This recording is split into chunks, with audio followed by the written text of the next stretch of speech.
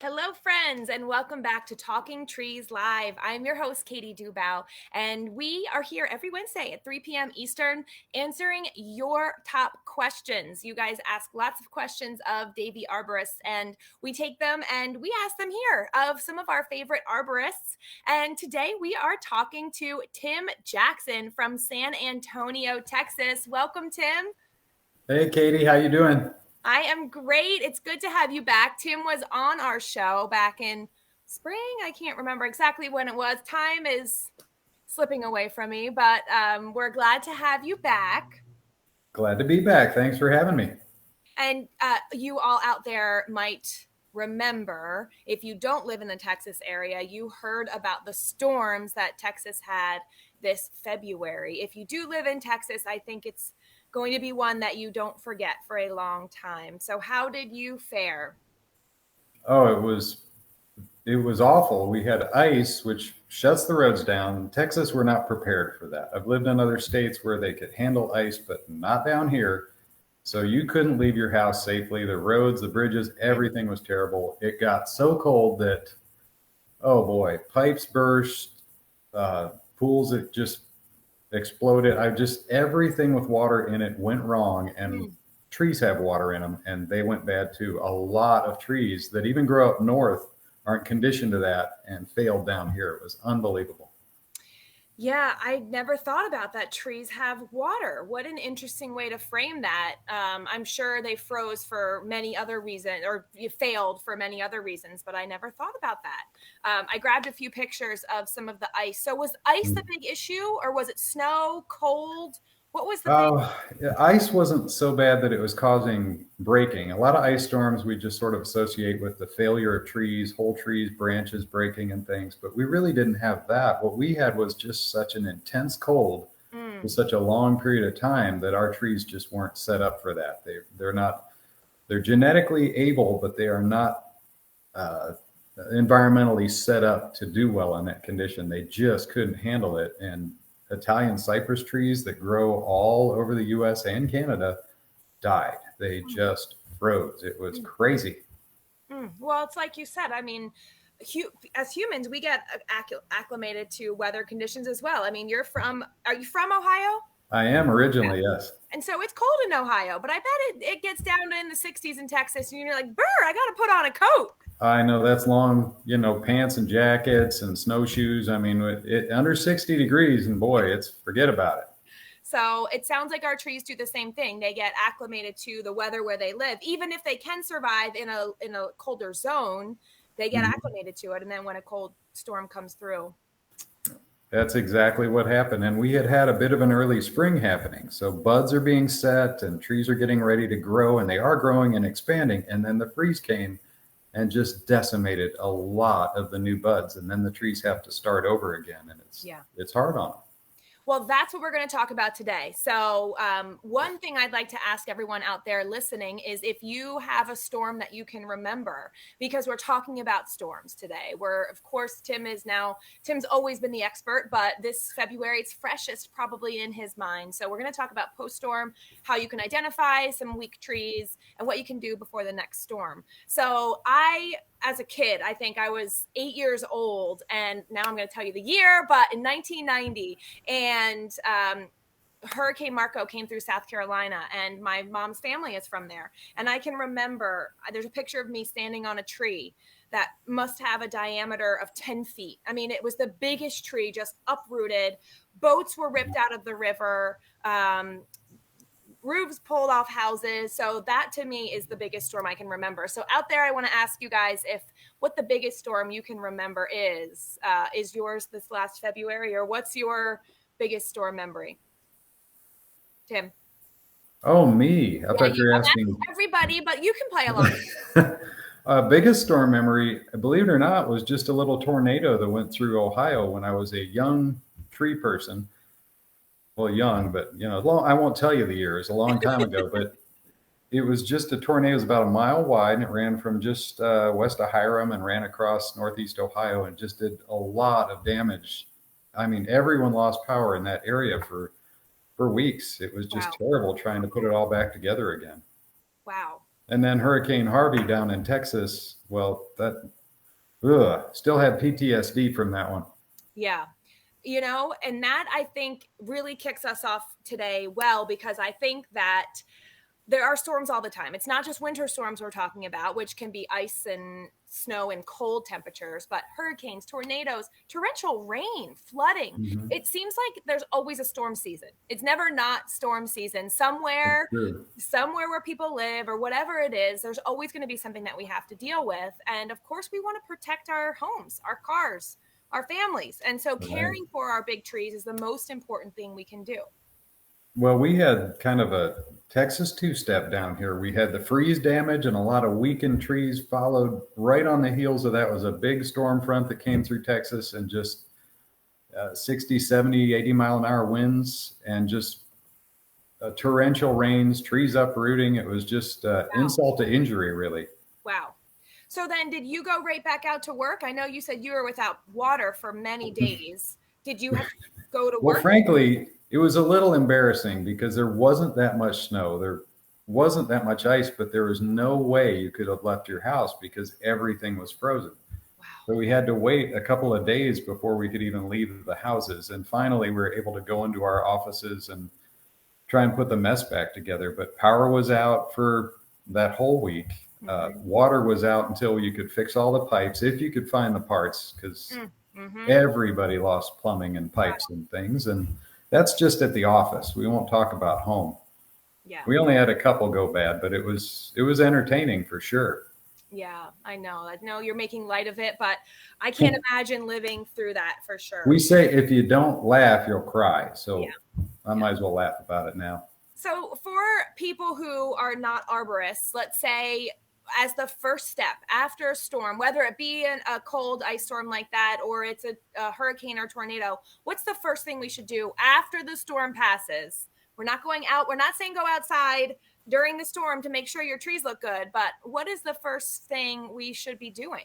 Well, it's a certainty they won't look good during the storm because they'll be whipping around like crazy and scaring you half to death and little limbs coming off. And stay out of that. Take some shelter. Be responsible about that. But then after it dies down, go out and have a look. And if things look different, I mean, there will be some leaves and some twigs, not a big deal. But if you go out and start just looking around your house, check your roof, walk around and just make sure your car isn't covered by a tree. Some things will be very obvious. You'll just see a tree down in your front yard. Well, you can't miss that. But sometimes it's a side yard. We've gone, oh boy, it's been about 4 weeks since the big storm came through, and we're still getting calls that people didn't notice a big broken limb on their side yard tree. And you just start looking for something that looks different in a tree. And it probably is a loft unless it ended up and become something obvious on the ground. Got it. Okay, so first, after the storm has passed, safety first, go inspect. But not all of the defects are going to be obvious, right? So we've had pretty fun times working on a story that we call zombie trees, which is basically that the tree suffers during that storm, but it doesn't show the signs right away, right? So are you seeing some signs now, besides the side yard where someone doesn't visit and they have a tree? Are you seeing some effects? Oh my goodness. Still, just today, I was just walking up to a house to look at some things in the back, and the client hadn't even noticed a big broken limb right over the driveway. And I said, but it's just one of those things you have to, a trained eye helps. A good certified arborist from Davey is ready to look at those things. All I see are trees all day long. So we do a lot of looking. So it's things that are off in a tree might be more obvious to me than others. Yeah. I'm certain of it. But sometimes even the very subtle things you have to look very closely for. Split branches where you've got kind of codominant stems and they start to come apart. It may be very subtle, but that over time will start to open up further and further. And you have to pay attention to those gaps and those attachments because those can become big problems in a hurry. Mm-hmm. So let's get into it. So some of the imbalances, right? So you've got a tree that maybe is leaning a little bit more than you noticed before. So you're going to notice that as a homeowner, maybe even before your arborist would, but your arborist is probably going to notice a lot of other things that you won't notice as a homeowner. Like Tim just said, a slight crack or even just a over heavy canopy. I mean, I know Davey does not do any topping of trees, but there is a lot of things you do. We'll get into what to do, but thinning out the canopy, right, helps before a storm. Boy, that was a lot of stuff in a hurry right there, Katie. Let me see if I can catch up to that. I think thinking about listing, I guess it just dawned on me. I was at a client's property and I said, has your tree always leaned that far? And in this case, she said, yes. But then I start checking the root zone. A lot of times a tree will gain a favor one direction or another, or a lean.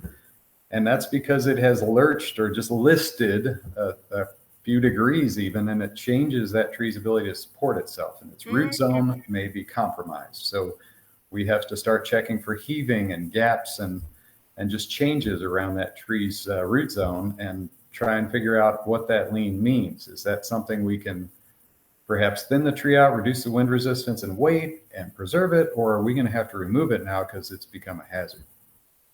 Great. I like how you break down. I can move fast, so we got to break it down. We're still assessing our trees. What about mushrooms? Like if we're talking about the roots, those are things we can't see. Are mushrooms growing around our tree a sign that there's a problem? Oh, yes, often. And there are several kinds, but I guess the most prevalent would be like an armillaria root rot. And you'll have just a whole bunch of mushrooms come up. And often they're yellow to orange in color, and that's a pretty obvious sign. Yeah.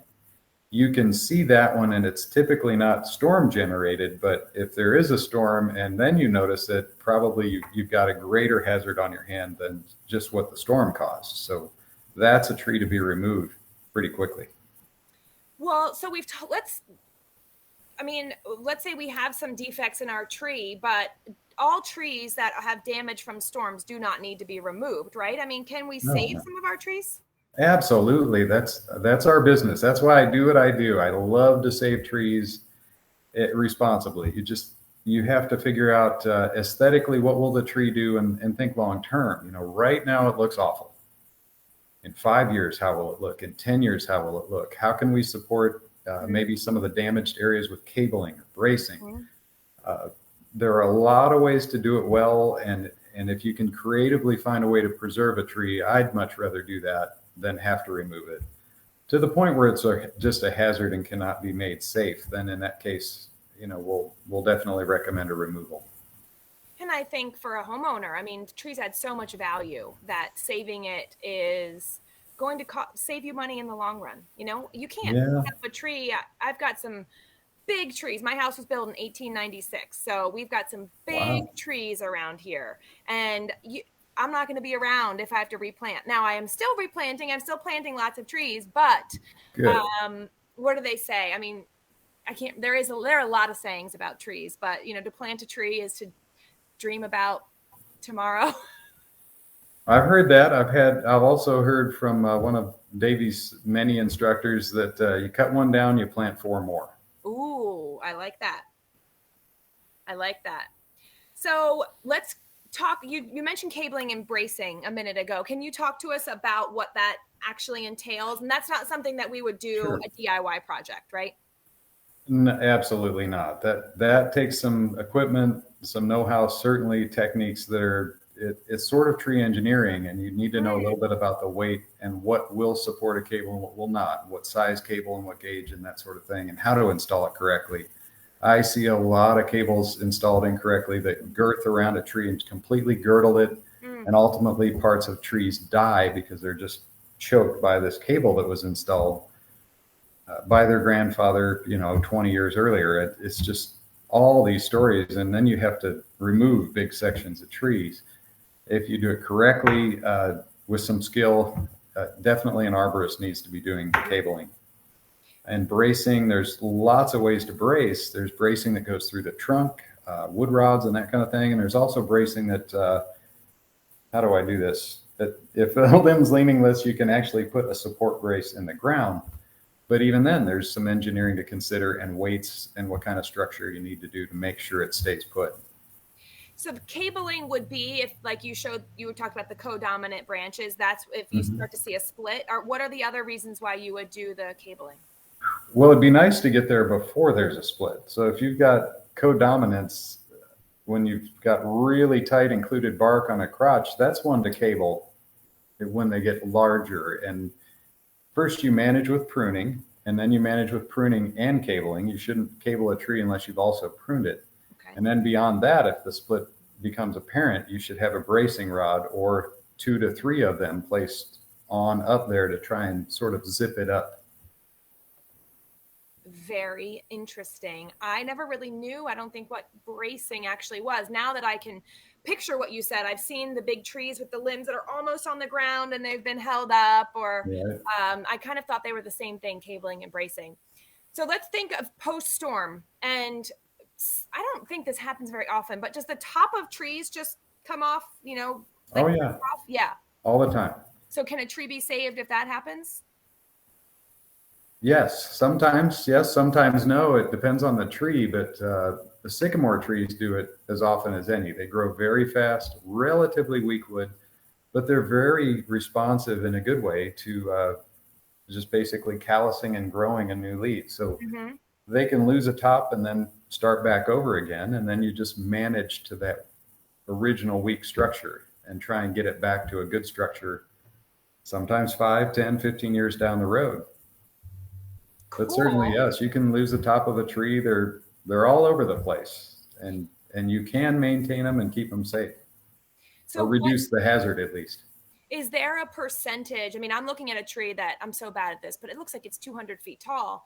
I mean, if I lose the top 10 feet of it, then it's probably fine. But what if it breaks like in around the middle? I mean, is there a method Hmm. or a formula that if it loses half the tree, you're kind I know I'm really putting you in a box here. That's it's a tree by tree basis, species by species basis. There really isn't a steadfast rule for when you can and cannot keep it. It's got more to do with that tree's ability to fight and get over it and start to grow back. And it's not necessarily cut and dry. If you lose half of a tree, it doesn't mean you have to remove the rest of the tree, but you may have to. Yeah, got it. Okay. We're not putting you in a box. We've got a couple questions. Sage is saying, will an older tree, at least 12 inches in diameter, that has snapped in half from a storm? Oh, I just asked that question. Ever recover? She's sitting in a backyard and looking at a neighbor's tree that broke last summer. So, all right, let's say that this tree broke. You've already told us that it can recover. What are some Mhm. signs, if it's close enough for us to see? Would we see some new growth? You would see new growth. Typically, you get water sprouts coming out at or near the callus where it's starting to seal over the break and the damage. And yes, it can survive. The question is, how severe was the damage and what percentage of the trunk is left? So we're talking about something snapping off evenly and leaving branches underneath. You may have some good structure there to support it to an Mhm. extent. You may have to thin and reduce weight in order to manage that so it doesn't crack. But when you get a split tree or whole split limb, then you have to start doing percentages of how much of the trunk is gone. And if it's 30% or greater on some species 20 or greater, you start thinking about, well, we're going to have to remove this tree, or at least take the top out. Once the top's gone, you've got nothing but a trunk in many cases, and it's just time for removal. Yeah, got it. So you give me some percentages. I like that. I do like some percentages. Megan has another question. It's kind of long, but so what happened? She's in Texas. Her front oak did pretty good, but one limb was weighed down by snow and then frozen to the ground for a few days. After the snow defrosted, the limb unstuck, rose back up, but now it looks like there might be some early stages of splitting, but you can't tell if it's just the bark intact or if it's starting to split. Is there a way to confirm? But obviously we say call your local arborist, or just discoloring of the bark from being stressed. Wow, that's a tough one. I'd really like to see some pictures of it, and she could certainly send me some pictures. I'd love to see it. A lot of times, bark changes, pieces of bark split off, and it's superficial. It's not really in the cambium of the tree, and we don't really have a damage. You just have a tree change its shape, and some of the old bark comes off. That may or may not be the case, but truly it is case by case. So I grabbed this picture earlier. We looked at it. Is this kind of bark damage something that shows that tree is not going to be able to make it? Wow. As a percentage, it may not. Depending on when the picture was taken, as opposed to when the storm was, it's got a lot to do with that. You could take the loose bark off and do what we call bark tracing and take that back with a chisel and then seal all of the area along there so the callus roll has a better opportunity to form and it doesn't continue to peel off and dry. That's one option. Lightning strikes often look like that as well. And you've got the same sort of, if we get there quickly, we might be able to save some of that tissue. Otherwise, that damage or lesion is going to expand further. And then you've got to start looking at percentages of the tree and what's alive or what can be alive versus what isn't. And you may have a zombie tree on your hands right there. You just said lightning strike. That reminds me, there's a tree that hangs over our house in my neighbor's yard that I just noticed has black, almost looks like charred bark. And I think it looks, maybe when you said lightning strike, maybe it's lightning strike, but it's starting to ooze. So I need to have my arborist here in the area take a look at it. Absolutely. It's right at the base, and I don't know what that is, but is the fastest diagnosis always the best? I mean, because you just said it. I mean, it's a zombie tree, so maybe it's not going to show the effects for months or years. We do have to return sometimes and review it, especially with a lightning strike, because lightning strikes are funny things. You can't tell where the lightning dissipated, when the grounding occurred, or if it damaged roots. And often you'll have green leaves in a tree when you look at it. You do a bark trace and you take care of the tree to the best of the science's ability, and then you come back a month later and a lot of it is browned out. So you can have a lot more damage apparent that shows up later. So follow-ups are what we try to do. That is important, just like seeing the doctor. I mean, I love comparing my arborist to my doctor, because you don't just go to the doctor once in your life and then call it done. You know? Well, our first diagnosis is always our own. I mean, I think I tore my rotator cuff, so that's the first diagnosis. So I try and fix it myself like a homeowner, and maybe should have just gone to the doctor. That is such a good point. You're right. We do often like WebMD and we try to diagnose it. And often, what do they say? Never Google it because it's going to be wrong. The best thing to do is go ask the expert. So in this case, it's your arborist. If you guys don't live in Texas and Tim is not your arborist, we'll post a link to where to go to contact your own local arborist, because regular checkups are important, particularly if you've had a storm. But I mean, like we said at the beginning, storms happen all the time. Flooding can be considered a storm, right? Flooding is pretty dangerous for trees. Absolutely. And saturated soils and grounds like that, trees, it just becomes spongy. It's not the same substrate that holds those roots typically. So they get a little looser. And if there's a little wind with it and the weight of the rain, it can really be a problem. So post-storm tree care companies. I don't know if it was an issue after this recent storm that you guys had, but I know I read all over the news after Irma, and I think this happened after Harvey too, that there were scammers that came out of the woodwork posing as FEMA inspectors or quick tree removal companies. People in. So I don't know if that did happen, but what are we looking for? Oh my goodness. Go to Davey. But what arborist certification, insurance, TCIA accreditation. I mean, you just want a professional. You want a company that presents itself as professional. Two guys in a pickup truck could be anybody. And if they ask for money up front, you're definitely dealing with the wrong company. That happens a lot. They'll say, oh, okay, I'll get started. I'll need 500 now and 500 later. And then you give them the 500, they start a chainsaw, and then they get in the truck and leave. Happens a lot. To this day, I just can't get over what people will do, but you just have to be cautious who you're working with. Yeah, I guess if it sounds too good to be true, it probably is. Probably is. Yeah. Well, Courtney's asking, which I think is leading us greatly into this next section, which is, okay, we've had the storm, we go out safely and we assess the damage, and we're looking for the signs that there may be some instant damage or that long-term damage. But okay, we're sitting here now and it's beautiful out. What do we need to be doing to prepare our trees for the next storm? Well, really, it's just maintenance pruning. An otherwise healthy tree just is gaining weight. Everything's put on their leaves. We're starting to get thicker and heavier and fuller. And it might be time just for some thinning for weight reduction. You may have some clearance now to do. As trees start to grow, they just start to droop. And then if your house is here, they get lower and lower, and then they're touching the roof, and then they're rubbing the roof. And then you've all those things that come with it. So really just maintenance to reduce that weight, identify anything that's going to be overly heavy, Visually, we can inspect and get a pretty good idea for a tree's ability to support the load that it generates. I would love to think that trees would just grow to their own capacity and know exactly when to stop, but they simply don't. And in our urban environment, it's definitely different. And when we've just got these spaces they're growing over with targets, and targets being a car, kids, the sidewalk, the street, the house, all those things are just safety first. We simply have to protect all of those assets. Yeah, I'd heard about pruning to thin the canopy. So we talked about that a little earlier when I was rushing to thin it out like a sail. But when my arborist was here last, you can see this saucer magnolia behind me. And that one branch that's coming out, it's like straight. You know, I can touch the branch with my hand. And they said, well, we're going to need to prune some of the suckers that are coming out of that. I don't know if, is that what they're called? Branches, just the branches. Yeah. And I thought, well, why? They said, because as those grow, that will weigh down that beautiful branch that you love, that provides a lot of protection and privacy for my screened-in porch here. And I thought, oh, that's how smart. And that's something that I would never have thought of. Well, let me just say this.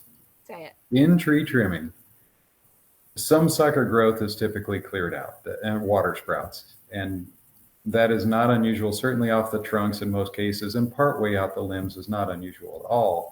But most of the work that really ought to be done is out on the ends. The hard work is on the ends. Most of the leverage is out there. It's kind of like an axe head. So, that's where all the force is out here. So if you just trim out here, you're really not going to change the nature or the engineering of that limb at all. You really need to get out on the ends to take the big weight. That's a great tip, but still something, especially for our big trees. I mean, I have heard the adage is if you have to get off the ground or you're over your head, call a pro. Absolutely. Yeah. Or I just remember as a kid playing football in a yard and watching a guy on a ladder, and he did the classic error, put the ladder up against the limb, cut the limb, and when he cut it, the limb went up and he came down with the ladder. So I actually got to witness that when I was about 8 years old, and I'll never forget it. But it's just easy to make mistakes, and we don't work with them every day as homeowners, but as professionals we do. So there's a lot of reactive forces to consider, both in the tools you're using and in the trees themselves. Yeah. All right. So besides the pruning, about the preventative care, I mean, you said in an otherwise healthy tree, but are there other things we can be doing to make our trees healthier, like fertilizer? Absolutely. Really, the season for fertilization is from spring on through the fall. And ideally, you start to get that stuff in now. You can certainly increase a chance of a tree's rooting to increase. We really want to spread more roots so we can get more shoots. And you can get better color in your tree. You get more of a waxy cuticle to defend the tree better in drought. There's just a whole host of things that would be better for it. And having an arborist visit now can also put you on the alert for what pests will likely show up. We just saw webworms starting to sprout up here. We've not seen them for a number of years. Evidently, they like freezes. So we're going to have some of those this year, and they just came out. So we've just got all those things that are coming up to ascend on our trees and attack them. If the storms weren't enough, here come the insects. Tell me about it. We have spotted lanternfly here in Pennsylvania. And for some reason, I thought we had just escaped it. And I feel like last year they came out earlier, but now the nymphs are just starting to jump around, and you can't swat them because, first of all, it's pointless because there's so many of them, and they jump. So it's just a constant battle, and it's up to us to protect our trees. Because it's the tree that's unhealthy that's going to be the most attacked by these pests. Exactly. It has less defensibility if it's already stressed from other things. So certainly fertilization is first, and second would be perhaps a pest management program if necessary. Right. You don't just do it for no reason if it's not. I mean, is there preventative maintenance though? I mean, would there be preventative pest treatments or no? Absolutely. There are a number of things that come that we treat with a dormant oil in the wintertime. And then, we've left that season. So now we would be applying different products depending on the pest, real pest specific, species specific, but really direct and targeted to make sure your tree doesn't get decimated by yet another attack. Yeah. All right. So the last thing I can think of that you can do just to keep your trees healthy is mulch them. It's my favorite topic. I despise volcano mulch, and I go to parking lots and I pull it away from trees. Do you really? Yes, I do. Good for you. I thought that was just me. Yes, I know. We had another guest on. Dana Karcher said she'll go and she'll take a little pocket knife and she'll go alleviate trees from their stakes that have been, in parking lots been staked for too long. I was like, ooh, that's not something that I do, but I like the passion. Right. I appreciate that. And absolutely. Mulch is usually good, and that definitely preserves some soil moisture when we're not getting a lot of rains. And it just helps you have to spend less on watering a tree. And I don't know if you'll get a drought. I don't know if we'll get a drought. We'll find out as the year progresses. So far you've had a good amount of soil moisture? Oh my goodness. If it rained anymore here, I don't know. I just can't get any work done. That's the problem. It's rained a lot. It finally stopped. So we're out there trying to bale hay while the sun shines. Wow. That's unusual, right? It's very unusual, but we needed it after the freeze. So part of that recovery is add water. So boy, we got water, but now it seems like it's gone directly into summer, and it's 93 today. It's just crazy. We've been getting a lot of rain too here in the Northeast. I don't know what's up with that. It seems like, and they're torrential downpours. It's not just a sprinkling. It is just a flooding. Yeah. All or nothing, I guess. Yeah. Well, I want to know, Peggy Ann is saying a mature tree is priceless. So making sure that we're keeping our trees protected before storms, not during, and then after storms, going out there to make sure that they are, they have not lost a big limb, but then regularly checking our trees. I think that is one of the biggest messages that you've told us today, Tim, is that it's not Absolutely. just after a storm we need to look at our trees. We need to regularly be inspecting them. Maybe there's some decay, maybe there's some mushrooms, maybe there's a little split that's getting bigger that you didn't notice. If you don't have an arborist, pests could be popping up. So it's just getting out there and looking at your trees. I think we suffer from tree blindness so much. We think that they're going to care for themselves because we think, well, they were here long before me, but they need our help. We don't think of them until something goes wrong often enough, but it's better to just get ahead of that and be proactive with your trees and take care of them and call a professional, call a certified arborist to come and have a look. Yep. Well, great. No more questions. I don't see any. So I think we have covered the storm prep and some post-storm cleanup. Sage said, gotta run. Nice job, Tim. You're so personable. Great to see you after all these years. So hey, Sage. You are a wonderful guest. I hope you'll join us again. And I'm glad that you made it through the storms and you're on the other side and you can laugh sometimes. Yes, we are. About it. But we were all thinking about you guys in Texas. So keep on saving those trees. We really appreciate you being here today.